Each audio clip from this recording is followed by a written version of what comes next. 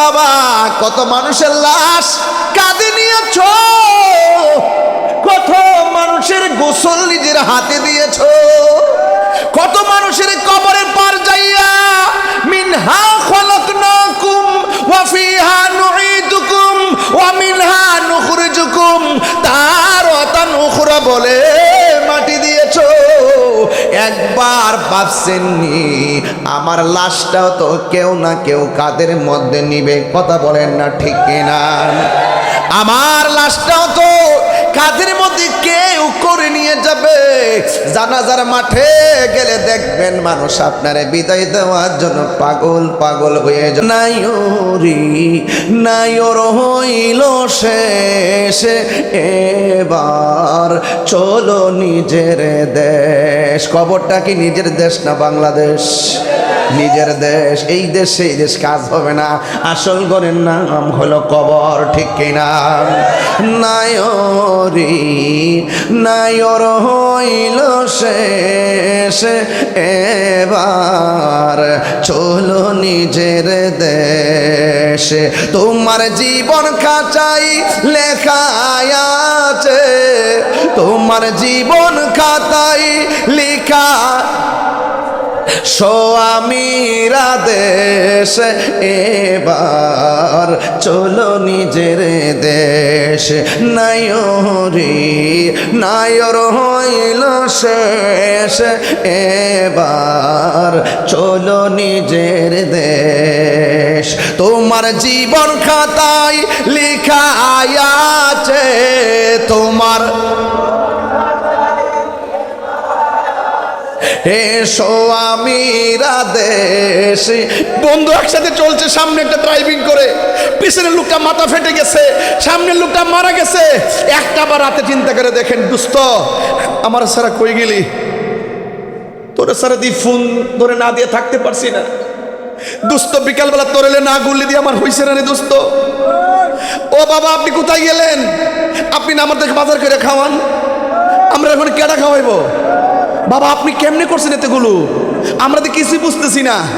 এইভাবে ভাবেন একটু, ওই ওই ওই খাটটার সামনে যায় দাঁড়ান, ওই ওই ওই মশাইয়ের কাছে যায় দাঁড়ান, কান্দের মধ্যে লাশ নন। রসুল বলতেছেন যেই ব্যক্তি মৃত্যুর লাশ কাদের মধ্যে নিবে, যেই ব্যক্তি মানুষের মরণের খাট কাদের মধ্যে নিবে, 40টা কদম দিতে দেরি যেই ব্যক্তি কাঁধে নিছে তার 40টা গুনাহ মাফ হইতে দেরি হবে না। আপনি জান না কেন? আপনি ভাবতেছেন তার সন্তান তার কাঁধে নিবে, আপনি ভাবতেছেন তার ভাই তার কাঁধে নিবে।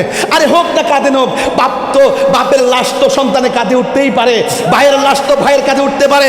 আপনি অন্তত খাটটার নিচে আঙ্গুলটা দিয়ে ধরেন না। আপনি যাইয়া যে এই ব্যক্তিটা লাশটা কাঁধে নিয়েছে তার শরীরটার মধ্যে ধরেন না, পিছন থেকে আল্লাহর কাছে কন্যা আল্লাহ তারা মাফ করে দাও, আল্লাহ তারা মাফ করে দাও। আপনি এই দিকটা বলবেন আল্লাহ তারা মাফ করে দাও, ফেরেশতারা বলবে আল্লাহ যে লাশটার খাটে ধরছে তারে মাফ করে দাও, তারে মাফ করে দাও। আপনারা বলেন গুনাহ মাফের মালিক কে? আপনি তো ভাই পারেন না, আমরা তো কাজে লাগাই না। এই সময়টা কাজে লাগাইতে হবে, এই সময়টা কাজে লাগাইতে হবে। যেই কোনো মুহূর্তে আমাদের সামনে আজরাইল আসতে পারে, যেই কোনো মুহূর্তে আমাদের সামনে এই মুহূর্তে আজরাইল আসতে পারে। আল্লাহ রাব্বুল আলামিন বলেন ওয়ামা খালাকতুল জিন্না ওয়াল ইনসা ইল্লা লিয়াবুদুন। আল্লাহ রাব্বুল আলামিন বলেন আমি মানুষ এবং জিন জাতিকে সৃষ্টি করেছি একমাত্র আমি আল্লাহর গোলামি করার জন্যে। ও বন্ধু, জিন্দা মানুষের জন্য নামাজ, জিন্দা মানুষের জন্য রোজা, জিন্দা মানুষের জন্য হজ, জিন্দা মানুষের জন্য যাকাত। এই জন্য আমার আল্লাহ রাব্বুল আলামিন বলেন যারা জিন্দা যারা মুর্দা তারা কোনোদিন এক হতে পারে না। আল্লাহ রাব্বুল আলামিন বলেন ওয়ামা তাদরি নাফসুম বিআইয়ি আরদিন তামুত। ও বান্দা তুমি তো জানো না কোন জায়গায় তোমার মরণ হবে। গত 3 দিন আগে দেখলাম সিলেটের লাইনে মোট বাসে বাসে মুখোমুখি হয়ে 9 জন মানুষ মারা গেছে।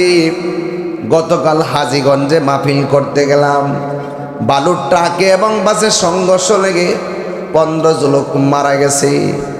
এই যে কুড়ি সমুদ্রের দিকে যাওয়ার পথে মনকষের পার হওয়ার পরে এই জায়গাতে কত অ্যাক্সিডেন্ট দেখেছি। এই মুহূর্তে আমাদের মরণ এসে যেতে পারে, এই জন্য মরণ বড় কঠিন, মরণ বড় কঠিন, মরণ বড় কঠিন। আল্লাহ রাব্বুল আলামিন বলেন, মিনহা খালাকনাকুম ওয়া ফিহা নুঈদুকুম ওয়া মিনহা নুখরিজুকুম তারাতান উখরা। এই মাটির ঘর, এই মাটির ঘর কত কঠিন। ডানে মাটি, বামে মাটি, উপরে বাঁশের ছানি, নিচে মাটি, লাইন নাই, কারেন্ট নাই, লাইট নাই, শুধুমাত্র অন্ধকার অন্ধকার। কথা কোন ঠিক কিনা? এতগুলা লাইট লাগাইলাম, ভিতরে আলো লাগতেছে, আলোর বাইরে শুধুমাত্র অন্ধকার। এই অন্ধকার কবরে একা একা কেমনে আমার বাবা পড়ে আছে, অন্ধকার কবরে কেমনে আমার দাদা এত বছর ধরে পড়ে আছে, আমার নানা কেমনে একা একা ঘরে পড়ে আছে। সব বাদ দিলাম, আমি বা কেমনে কবরে একলা একলা পড়ে থাকবো, হারিয়ে যাব। একদিন আমি রব নাই ভুবন চিরদিন, হারিয়ে যাব। একদিন আমি রব নাই ভুবন চিরদিন। ক্ষমা করে দিও তোমরা আমায়, বলো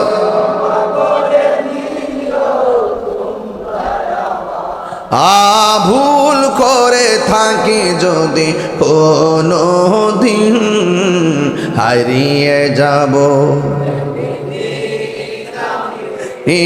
রব নাই ভুবন চিরদিন, বাসে বাগানে বা গোরস্থানে হয়তো দিবে মোরে কবর।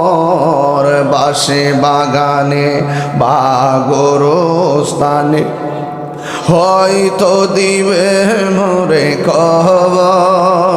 তোমরা আমায় যাবে ভুলে, রাখিবে না জানি কোনো খবর।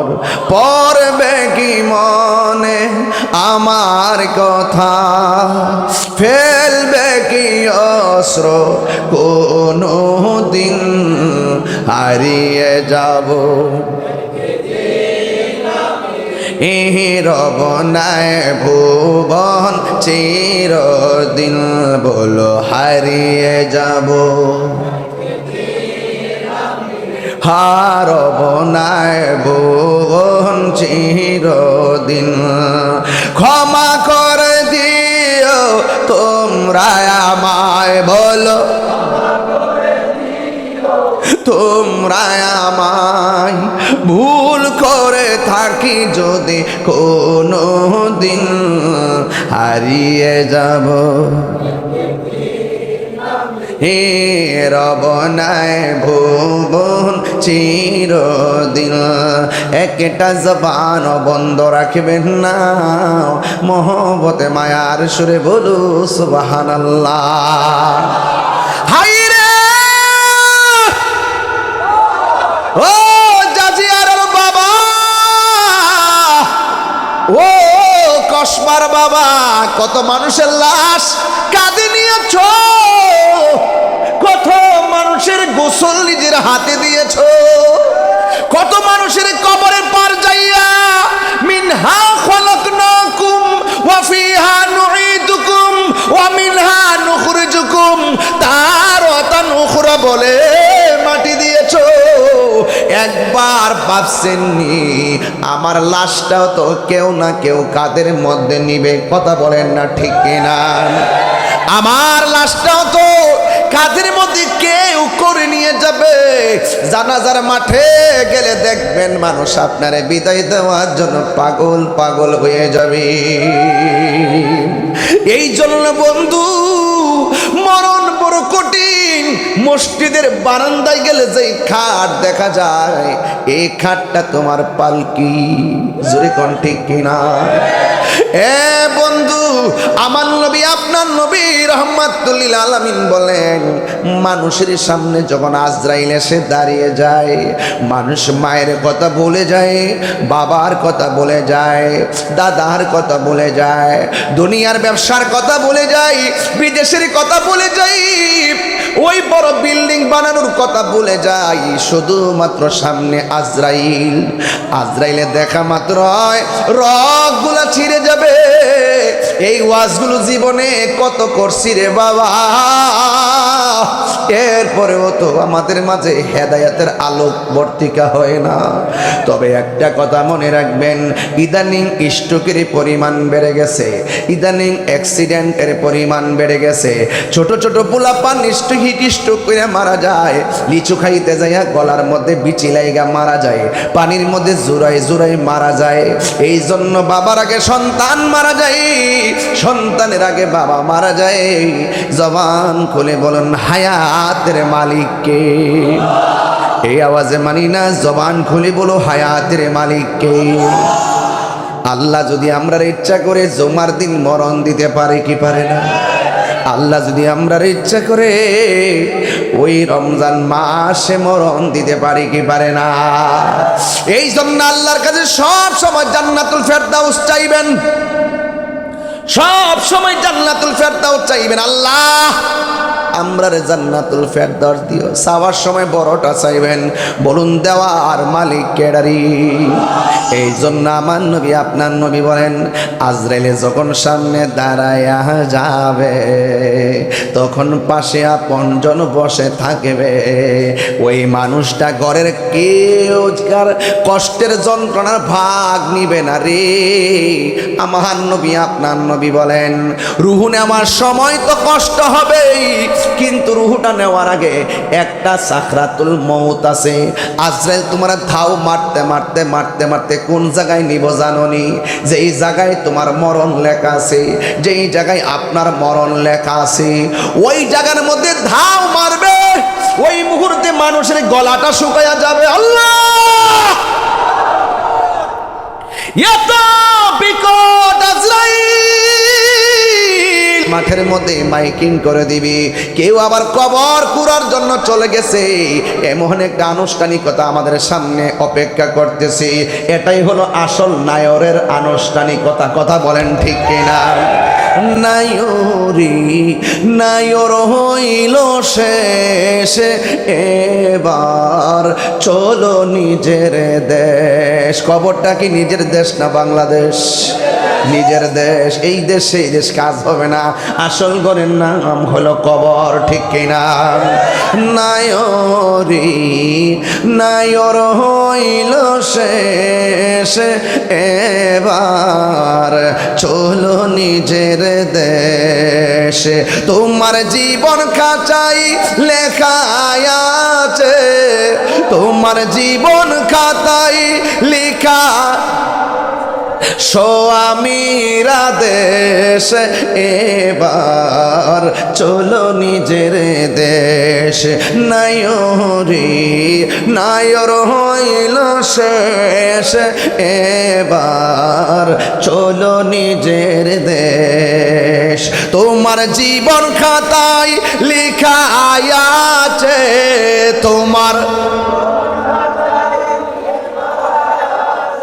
এসো আমিরা দেশ, এবার চলো নিজের দেশ। গরম পানি রেডি হয়ে গেছে।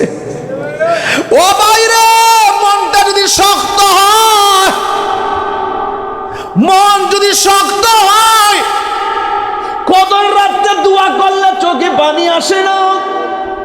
সবে বরাতের রাতে কাইন্দা ইমাম সাহেব বুক বাসায়, মুসল্লির চোখে পানি আসে না। হাইরে বাবা মারা গেছে, চোখে পানি আসে না, মানুষ ব্যতীত হয়েছে, চোখে পানি আসে না কেন?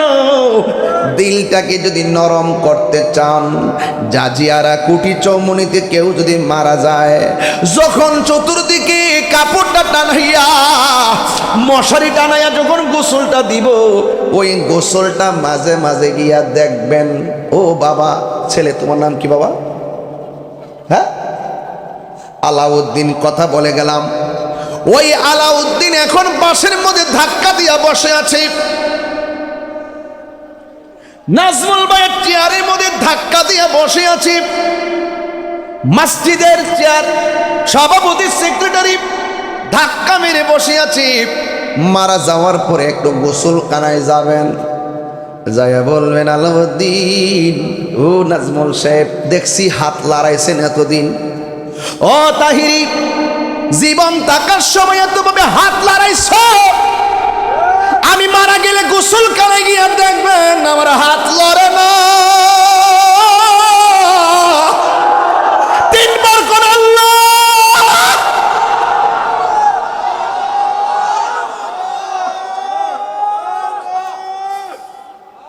এত হাত লড়াইছি, মারা যাওয়ার পরে আমার হাত লড়ে না।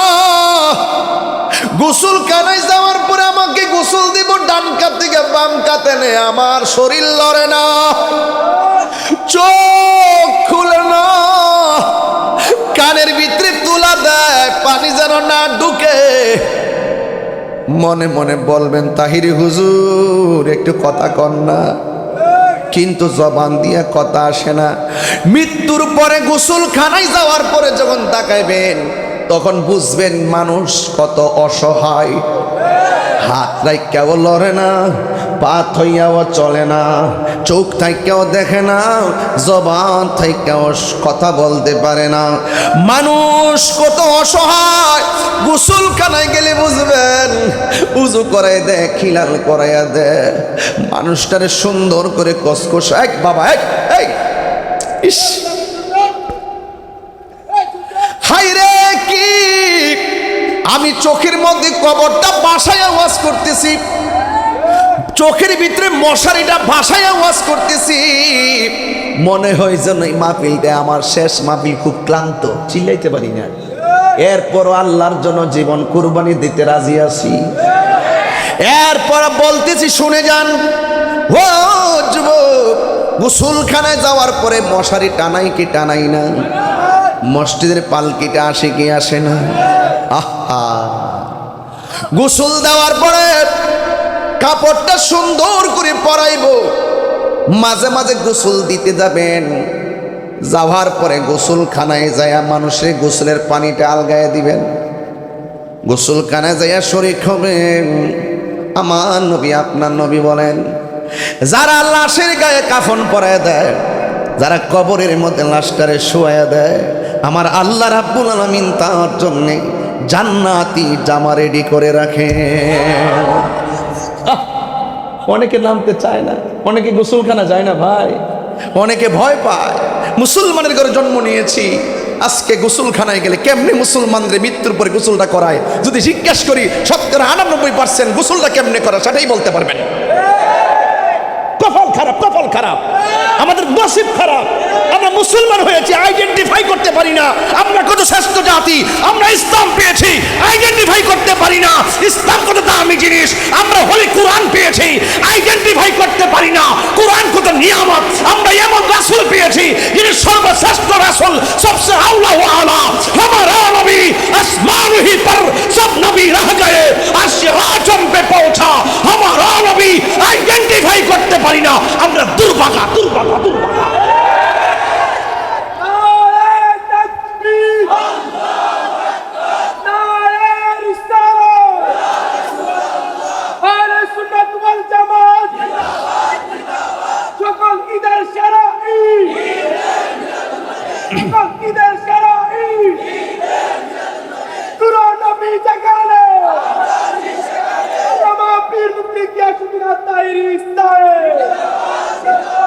কত মায়া, কত মায়া। গোসলখানায় গেলে বুঝবেন মৃত্যু ব্যক্তি পেটে চাপ দিবেন, মৃত্যু ব্যক্তির পেটে চাপ দেওয়ার পরে পায়খানা যখন বের হবে, মলমূত্র যখন বের হবে, টিস্যু আর গামছা হাতে নিয়ে তলে হাতটা দিয়া আপনার ভাই হোক, চাচা হোক, দাদা হোক, আপনি পরিষ্কার করে দিবেন। এটা হলো মুসলমানিত্ব। পেটে চাপ দিবেন, পায়খানা মলমূত্র বের হলে হাতে গামছা দিয়ে পরিষ্কার করে দিবেন। আর গোসল করাইতে যায় যদি তার কোনো দোষ থাকে, ত্রুটি থাকে, সেটা গোপন রাখবেন। এটা মাসালা কয়ে গেলাম, আছে কি না? মাসালা কয়ে গেলাম। বুঝতে পারছেন কি না আমার কথা? আমার কথা বুঝতে পারছেন কি না? কত মানে কত ঘৃণা করে গোসলখানা যায় না, ডর করে। আরে বেটা, ডর করে গোবর কেমনে থাকবেন? তাল গাছের তলে থাকবেন কেমনে? আর নিচে থাকবেন কেমনে? আরে আপনি শক্তিশালী হন। আপনার কবরে আপনি যাওয়ার পরে বাসটা পচার আগে আপনার লাশটা পচে যাবে, 3 দিন পরে নাকটা পচে যাবে, 6 দিন পরে নখগুলা উঠে যাবে, 9 দিন পরে মাথার চুলগুলা পড়ে যাবে, 17 দিন পরে পেটটা ফেটে যাবে, 60 দিন পরে হাড্ডি থেকে আপনার গোশতগুলো আলাদা হয়ে যাবে, 60 বছর পরে আপনার হাড্ডিগুলো পর্যন্ত মাটির সঙ্গে মিশে যাব। আবার অহংকার করো, অহংকার করো, অহংকার করো, তাকাব্বুরি করো। একবার লাশের সামনে দাঁড়াও, জানাজার মাঠে গিয়া মায়া করে তাকাই দেখো, বন্ধু একসাথে চলছে, সামনে একটা ড্রাইভিং করে, পিছনের লোকটা মাথা ফেটে গেছে, সামনের লোকটা মারা গেছে। একটা বার রাতে চিন্তা করে দেখেন, দোস্ত আমার সারা কই গেলি? তোরে সারা দিয়ে ফোন ধরে না দিয়ে থাকতে পারছি না দোস্ত, বিকালবেলা তোরেলে না গুলি দিয়ে আমার হইছে না রে দোস্ত। ও বাবা, আপনি কোথায় গেলেন? আপনি না আমাদের বাজার করে খাওয়ান, আমরা এখন কেডা খাওয়াইবো? বাবা আপনি কেমনে করছেন এতগুলো? আমরা তো কিছুই বুঝতেছি না। এইভাবে ভাবেন একটু। ওই ওই ওই খাটটার সামনে যায় দাঁড়ান, ওই ওই ওই মশাইয়ের কাছে যায় দাঁড়ান, কাঁধের মধ্যে লাশ নন। রসুল বলতেছেন, যেই ব্যক্তি মৃত্যুর লাশ কাঁধের মধ্যে নিবে, যেই ব্যক্তি মানুষের মরণের খাট কাঁধের মধ্যে নিবে, 40টা কদম দিতে দেরি যেই ব্যক্তি কাঁধে নিছে, তার 40টা গুনাহ মাফ হইতে দেরি হবে না। আপনি জান না কেন? আপনি ভাবতেছেন তার সন্তান তার কাঁধে নিবে, আপনি ভাবতেছেন তার ভাই তার কাঁধে নিবে। আরে হোক না কাঁধে নোক, বাপ তো বাপের লাশ তো সন্তানের কাঁধে উঠতেই পারে, ভাইয়ের লাশ তো ভাইয়ের কাঁধে উঠতে পারে। আপনি অন্তত খাটটার নিচে আঙ্গুলটা দিয়ে ধরেন না। আপনি যাইয়া যে এই ব্যক্তিরা লাশটা কাঁধে নিয়েছে তার শরীরটার মধ্যে ধরেন না, পিছন থেকে আল্লাহর কাছে কন্যা, আল্লাহ তারা মাফ করে দাও, আল্লাহ তারা মাফ করে দাও। আপনি এই দিকটা বলবেন, আল্লাহ তারা মাফ করে দাও, ফেরেশতারা বলবে, আল্লাহ যে লাশটার খাটে ধরছে তারে মাফ করে দাও, তারে মাফ করে দাও। আপনারা বলেন গুনাহ মাফের মালিক কে? আপনি তো ভাই পারেন না, আমরা তো কাজে লাগাই না। এই সময়টা কাজে লাগাইতে হবে, এই সময়টা কাজে লাগাইতে হবে। যেই কোনো মুহূর্তে আমাদের সামনে আজরাইল আসতে পারে, যেই কোনো মুহূর্তে আমাদের সামনে এই মুহূর্তে আজরাইল আসতে পারে। আপনার বাবার লাশটা আপনি ধুইছেন, আপনার কি মনে নাই? আজকে বাপটারে সেবা করেন না। আপনি বাপ থাকে জাজিয়ারা, সন্তান থাকে 5তলা বিল্ডিংয়ে, বাপ থাকে কুড়িসমণি, সন্তান থেকে 6তলা বিল্ডিংয়ে। আরে ভাই, একটা বার না, আপনি বিদেশ থাকেন আমার আপত্তি নাই, আপনি লন্ডন থাকেন আমার কোনো আপত্তি নাই, আপনি সিঙ্গাপুর থাকেন আমার কোনো আপত্তি নাই, আপনি ঢাকা থাকেন আমার কোনো আপত্তি নাই। দুঃখ হলো সেখানে আপনার মা শীতের দিন একটা শাড়ি পেছাইয়া জাজিয়ারা ভাঙ্গা করে পড়ে থাকে, আর আপনি কম্বল দিয়া 3তলা বিল্ডিংয়ে থাকেন। মা মারা যাওয়ার পরে ফোন ধরেন না, 12টার পরে ফেসবুকে দেখলেন আপনার মা মারা গেছে, ফোন দিয়া ভাবলেন যে একটা খবর নেওয়ার দরকার, খবর নিয়ে দেখলেন মারা চলে গেছে, দৌড়াইয়া আপনি ঢাকার দিকে আসছেন, আইসে একটু কান্নাকাটি করলেন, মারে মাটি দিলেন, সমাজের সর্দার নিয়ে বসলেন। কি করা যায়? 3 দিনের মাথায় 8 লক্ষ টাকা খরচ কইরা আপনি আইনে একটা জেফত করলেন। বেহেস কি মাগনা? ওই অতই মাগনা। বাপে থাকার সময় খবর লইছো না, বাপের খাওয়াইছো না, খবর লইছো না, আর 8 লাখ টাকা দিয়া 2টা বই সাইন না জেফত খাওয়াইলে আল্লাহর নামাইলে বা অত সহজ জিনিস না। একটাবার মাথায় ঢুকান কি বলতেছি। সময়ের 1 ফুর, অসময়ের 10 ফুর, সময় গেলে সাধন হবে না। আমার কথা আজকে মাথায় নিতে হবে, আমার কথা আজকে হৃদয়ে ড্রাফট করতে হবে। আমার কথার মাধ্যমে আগামীকাল থেকে প্রত্যেকটা সংসারে আলো জ্বালাতে হবে। কারা কারা রাজি আছেন হাত তুলে দেখান ইনশাআল্লাহ।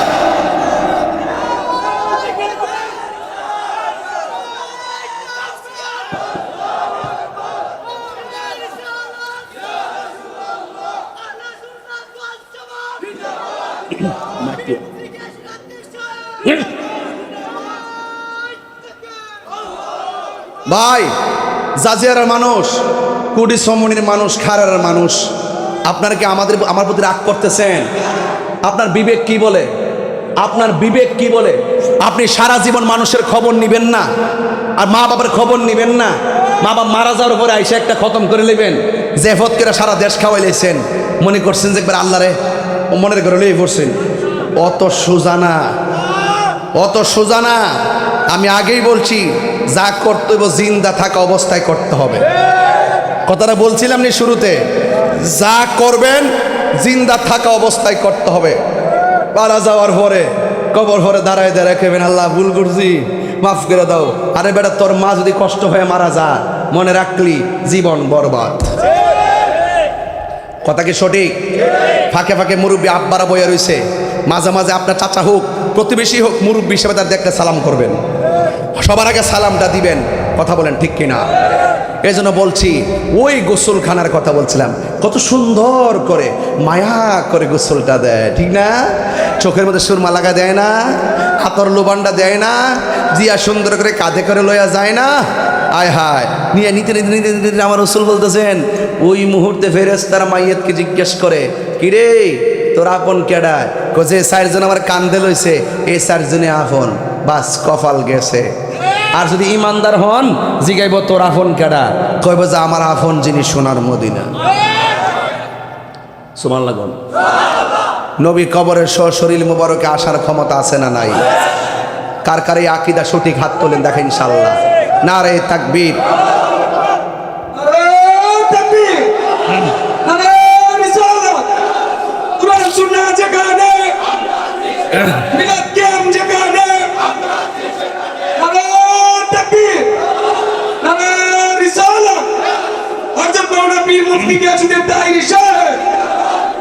গভীর মনোযোগ, কষ্ট নিবেন না আজকে। যুবক পোলাপান একটা উঠবেন না, মুরব্বী আব্বারা অসুস্থতার কারণে চলে গেলে ছেড়ে দিবেন, কিন্তু আমার কথা আজকে বাড়িতে নিতে হবে। গভীর মনোযোগ, বেশি লম্বা চূড়া আলোচনা করব না, শুধুমাত্র বলে দিয়ে যাই, কবর কি আসল ঘর না নকল ঘর? এই ঘরের দিকে লাশটারে যখন লইয়া যায়, কবর মধ্যে দুইজন মানুষ নামে কি নামে না? নামার পরে কবর মধ্যে নামাই দে, এটাও নাকি যথেষ্ট হয় না। উপরে বাঁশের ছানিগুলা দেয়, এটা নাকি যথেষ্ট হয় না। বাঁশের উপরে আবার চাটাই দেয়, এটাও নাকি যথেষ্ট হয় না। এরপরে মাটি দেয় টাইনা টাইনা, এরপরও যথেষ্ট হয় না। ভালো করে মাটি দেয় যেন বৃষ্টির পানি না ঢুকে, এমন পানি দিয়ে বার করে। ভালো করে মাটি দিয়া উপরে জাল দেয়, উপরে ছানি দেয়, যেন শিয়াল আয়সা কবর গর্ত করতে না পারে। অথচ আমার আল্লাহ বলেন, আল্লাহর হাবিব সাল্লাল্লাহু আলাইহি সাল্লাম বলেন, আমরা তো শিয়ালে গর্ত করে কিনা চিন্তা করি, অথচ আমার নবী হাদিসে আগেই বলে দিয়েছেন, কবর হইল কাহার জন্য জান্নাতের বাগান, কবর কাহার জন্য জাহান্নামের গর্ত। কথা বলেন ঠিক কিনা? জাহান্নামের গর্ত এটা বড় কঠিন শব্দ।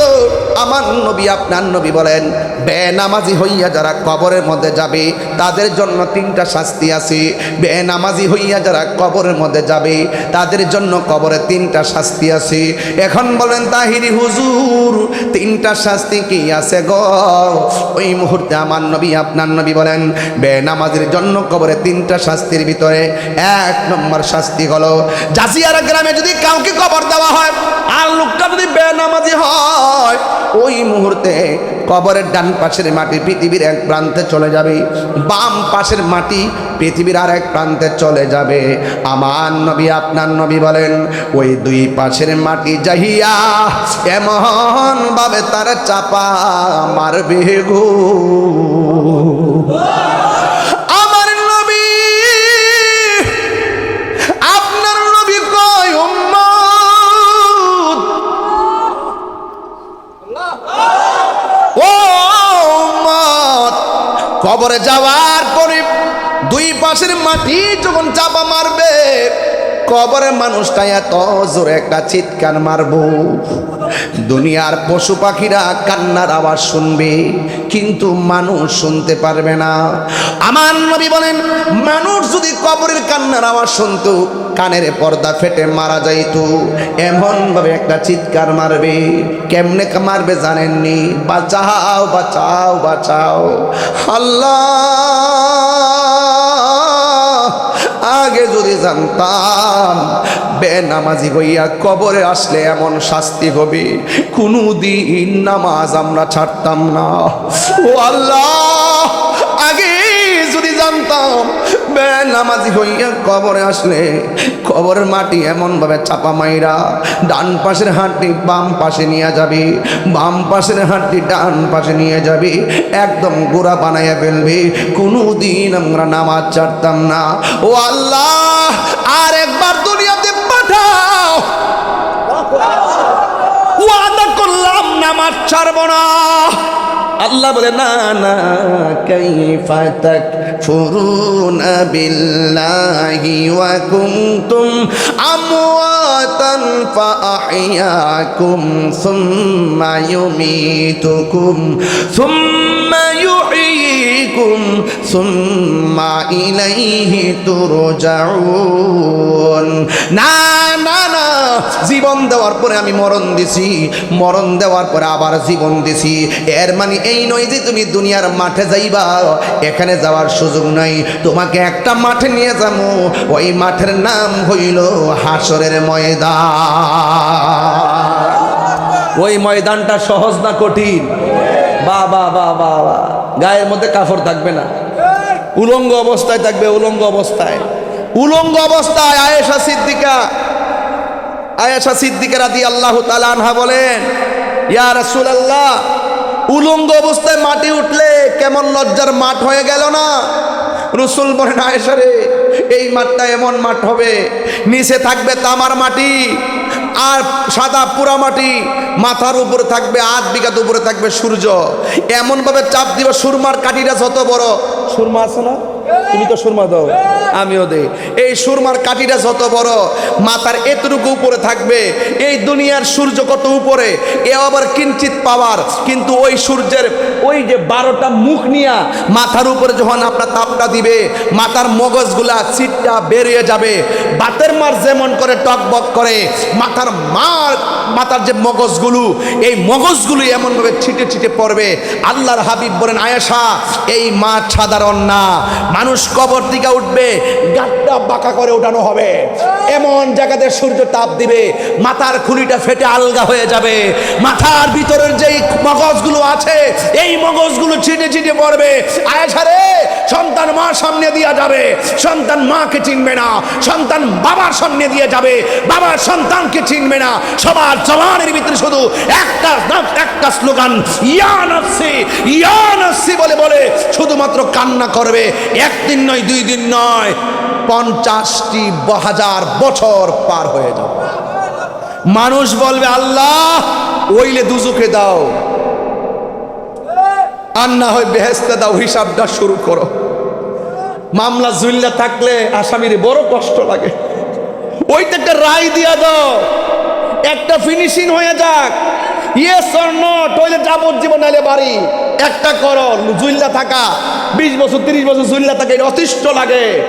এমন ভাবে জ্বালাইতাছো, পুরাইতাছো, হাত এই যে পায়ের গোসার ভিতরে যে গোস্তগুলো আছে, এই গোস্তগুলো আলাদা হয়ে যাবে, কঙ্কালের মতো হয়ে যাবে, মাথার মগজগুলো ছিটে ছিটে পড়বে।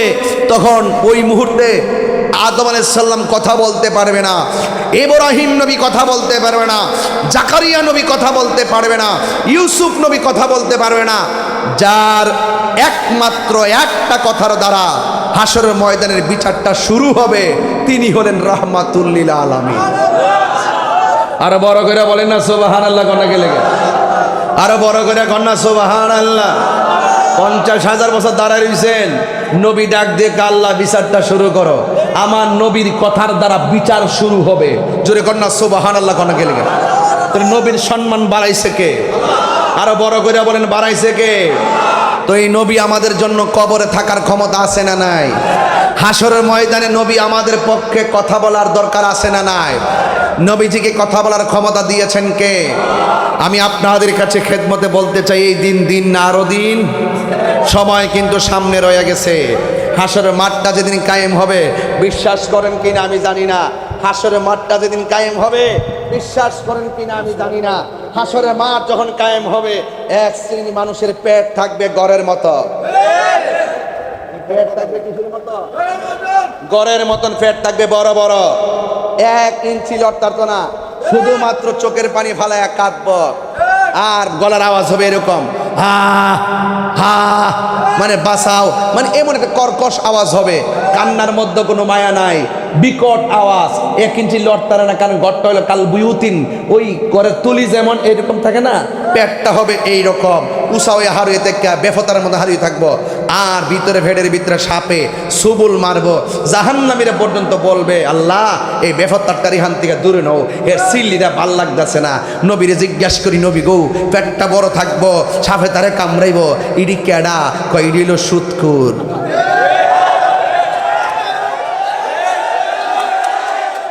কথা কন, কথা কন, কথা কন, কথা কন।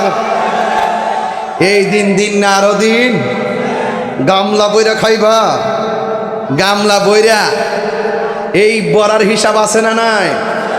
হালাল চিনলা না, হারামও বুঝলা না, যা ভাইছো গুমেন্দ্রা তাওই খাইছো, এই বিচার একদিন হইবনি।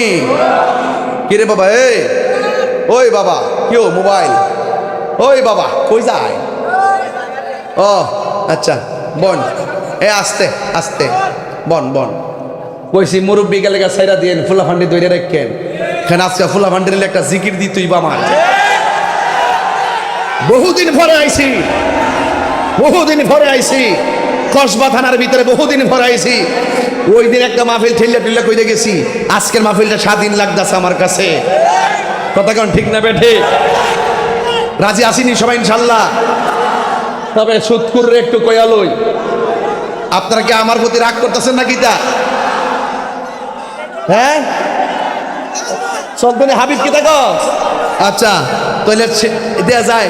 এই যে 2টা বছর গেছে, এই যে 2টা বছর গেছে নি, এই 2টা বছরের ভিতরে একটা লোকও কিন্তু সুদের ওয়াজ করছে না, ডরে ডরে। কিন্তু আমি কিন্তু কাউরে ছাড়ছি না। আমি আগে যেমন পাওয়ারের কথা কইছি, অনেকে মনে করছে এই নেতা আমার পিছে আছে, এই নেতা আমার পিছে আছে। ওখানে আমি আর এর সাথে বেশি দ্বিগুণ মিটার বাড়াইছি। আমরা এই নেতা এই নেতা না, আমরার বড় শক্তি হইল মদিনাওয়ালা।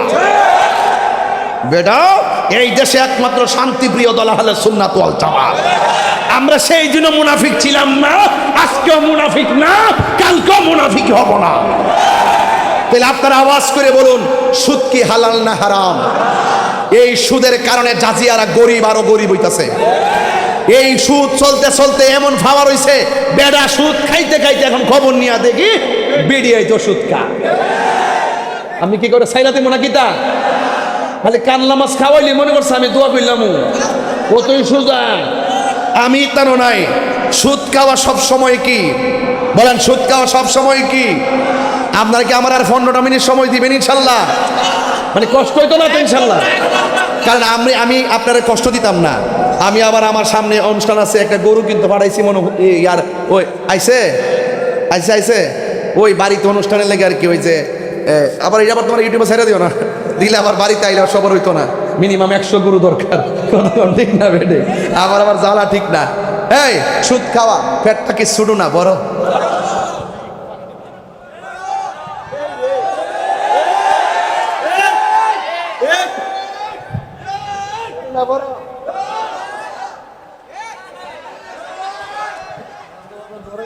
না এখন তো ডরে কোনা, আমাদের মিস্টার ইনুস সাহেবের ডরে, উনার ডরে না কোনা। আমরা আবার এগুলা নাই।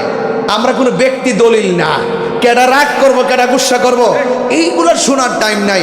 আমাদের কথা হলো সুদ হারাম, এটা মোল্লার কথা নয়, এটা আল্লাহর কথা। ঘরে ঘরে জিনার সারা লাগাই দিছ, আবার নোবেল জয় করে একটা দেশটা রুল্লাই লাইছ। হ্যাঁ যে ক্ষতি করছ, হ্যাঁ হইব।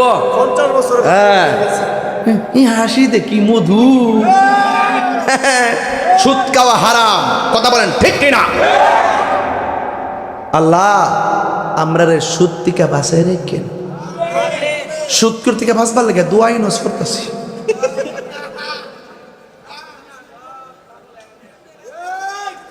কি হবে বেঁচে থেকে, কোয়েলায় কোয়েলায় কোয়েলায়, কি হবে বেঁচে থেকে অযথা বিদ্যা শিখে যদি না গড়তে পারি সুদ মুক্ত সমাজটাকে। আমি একদিন ওয়াজ করলে কি সুদ খাওয়া বন্ধ করে দেবো? প্রশ্নই আসে না।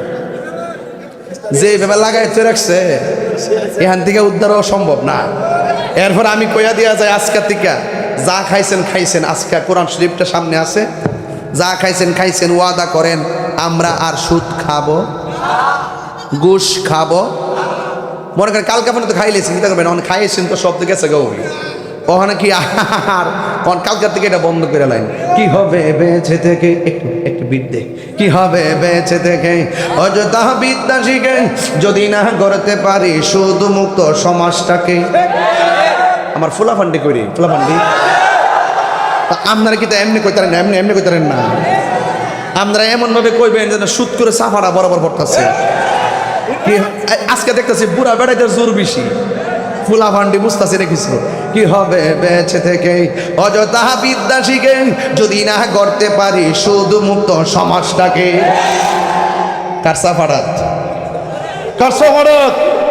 কি হবে আকাশ চুয়া, কি হবে আলেম হয়ে ইমাম সাজে বক্তা হয়ে সমাজেতে যদি না হক কথা উচ্চ সুরে না বলিতে। কি হবে আকাশ চুয়া, কি হবে আলেম হয়ে ইমাম সাজে সমাজেতে যদি না হক কথা উচ্চ সুরে না বলিতে। চাকরি বই করো যদি ছেড়ে দাওয়াই না গদি, চাকরি বই করো যদি ছেড়ে দাওয়াই না গদি। কি হবে ধোঁকা দিয়ে আল্লাহকে, কি হবে ধোঁকা দিয়ে আল্লাহকে। কি হবে বেঁচে থেকে, কি হবে বেঁচে থেকে অযথা বিদ্যা শিখে যদি না গড়তে পারি ঘুষ মুক্ত সমাজটাকে। কি হবে আকাশ চুয়া বিলাসবহুল বাড়ি গাড়ি না খেয়ে কত মানুষ পর পারে দিচ্ছে পারি। আজরাইল আসবে জবে মাটিতে পড়ে রবে, আজরাইল আসবে জবে মাটিতে পড়ে রবে। কোনো কাজে লাগবে না তোর বিল্ডিংটাকে, কোনো কাজে লাগবে না তোর বিল্ডিংটাকে। কি হবে বেঁচে থেকে, কি হবে বেঁচে থেকে অযথা বিদ্যা শিখে যদি না করতে পারি মাদক মুক্ত সমাজটাকে।